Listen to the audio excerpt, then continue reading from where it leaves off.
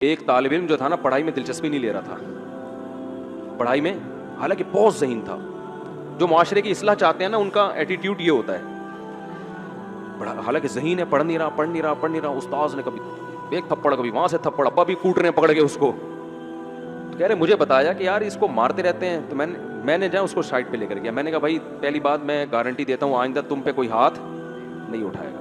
لڑکے کی عمر ہوگی 16-17 سال، بالکل ینگ. کہہ رہے میں نے کہا ہاتھ نہیں اٹھائے گا.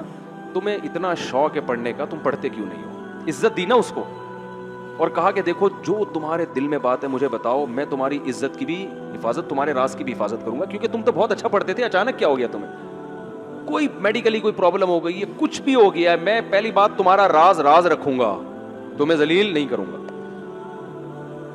تو اس نے کہا کہ مجھے ہر وقت اس کے خیالات آتے ہیں، ہر وقت اس سے ملنے کا شوق، اور میں یہ بات اپنے باپ سے نہیں کر سکتا کیونکہ ہمارے گھر کا ایسا ماحول نہیں ہے کہ ابا سے کہیں ابا مجھے فلانی سے عشق ہو گیا. ابا کہے گا چماٹ لگایا، کم بخت اپنی عمر دیکھ تجھے پڑھنے کے لیے میں نے بھیجا ہے اور عشق ہو گیا. تو مولوی بن رہا، مدرسے کا طالب علم تھا، تو مولوی بن رہا ہے. تو اب کیا کیا کہ مدرسے کا تھا، پتہ نہیں کالج کا تھا، مجھے سے یاد نہیں ہے. واقعہ یہ ہو گیا کم از کم 20 سال پرانا. تو انہوں نے اس کو جا کے سمجھایا. انہوں نے کہا کہ کوئی بات نہیں، میں تمہارے والد سے بات کرتا ہوں. اس نے کہا نہیں آپ بات کریں گے ابا غصے میں آ جائیں گے. انہوں نے کہا چھوڑو یار. ابا کو جا کے سمجھایا، دیکھو یہ اچھا بھلا لڑکا ہے، اتنے شوق سے پڑھ رہا تھا، یہ بندہ 2 نمبر نہیں ہے. ایک تو سست ہوتا نا اس کم بخت کا تو کوئی علاج ہے ہی نہیں. سست کو تو تھپڑ ماریں گے نا تو وہ اور پڑ جائے گا کہ اب تو میرے زخم ہو، میرے تو تکلیف درد ہو رہا ہے، ٹھیک ہے، میں تو اب اٹھ ہی نہیں سکتا.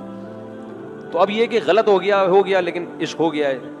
تو آپ اپنے خرچے پہ اس کی شادی کرا دیں وہاں پہ، اگرچہ یہ جاب نہیں کر رہا لیکن آپ کا بچہ دوبارہ سے پڑھائی میں دلچسپی لے گا، کوئی بڑا ڈاکٹر بن جائے گا، بڑا انجینئر بن جائے گا. کیونکہ سب استاذ اس کی گواہی دے رہے ہیں کہ یہ پڑھنے میں بہت ایکسٹرا آرڈینری ذہین ہے، یہ محنتی بھی اور ذہین بھی. اب فالٹ یہ ہو گیا ہے تو آپ اپنے خرچے پہ کر دیں. جب یہ کمانا شروع کرے گا تو کھلائے گا نا بیوی کو. کوئی لوفر قسم کا لڑکا تو یہ ہے نہیں کہ آپ کے ذمہ داری پہ چھوڑ کے بھاگ جائے. تو اگر آپ کر لیں تو فائدہ ہوگا. اتنا کہہ رہے ہیں، اس کو سمجھایا، اس کے ابا راضی ہو گئے. ابا نے اپنے خرچے پہ شادی کر لی. کہہ رہے ہیں دوبارہ سے اتنا ماشاءاللہ پڑھ کے دیا، وہ اتنا ذہین، اس کے دماغ سیٹ ہو گیا نا، سیٹنگ پہ آ گیا. ہاں وہ رشتے سے انکار کر دیتے، وہ لڑکی والے راضی نہ ہوتے تو پھر لڑکی والوں سے ریکویسٹ کی جاتی، پھر بھی راضی نہ ہوتے، پھر چترول بنتے تھے. بیٹا جب نہیں دے رہے تو اب تو ہٹانا وہاں سے دماغ. یہ تھوڑی کہ کوئی بھی کسی پہ لٹو ہو جائے تو بس ہو گیا تو وہ مل جائے گی. نہیں، ام للانسان ما تمنا، اللہ قرآن میں فرماتے ہیں انسان کو ہر محبوب چیز نہیں ملتی، کچھ مل جائیں گی، کچھ میں صبر کرنا پڑے گا. تو ورنہ تو ساری دنیا کی سیٹنگیں اگر کامیاب ہو رہی ہوتی تو یہ ڈیٹنگ پوائنٹ اور چھپ کے ملاقاتیں کیوں ہوتی؟ جہاں پسند آئی پیغام بھیجا، ابا نے کہا لیا. ایسا نہیں ہوتا. ابا درمیان میں کباب میں ہڈی، اماں کباب میں ہڈی، پھر آپ کے ابا راضی ہو گئے تو پھر ان کے ابا ہڈی، ان کی اماں ہڈی.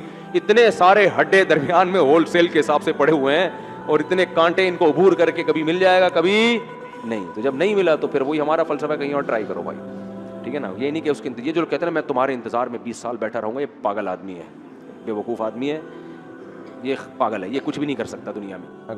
ایک جملہ بھی مجھ سے سنتے ہو تو پہنچاؤ آگے.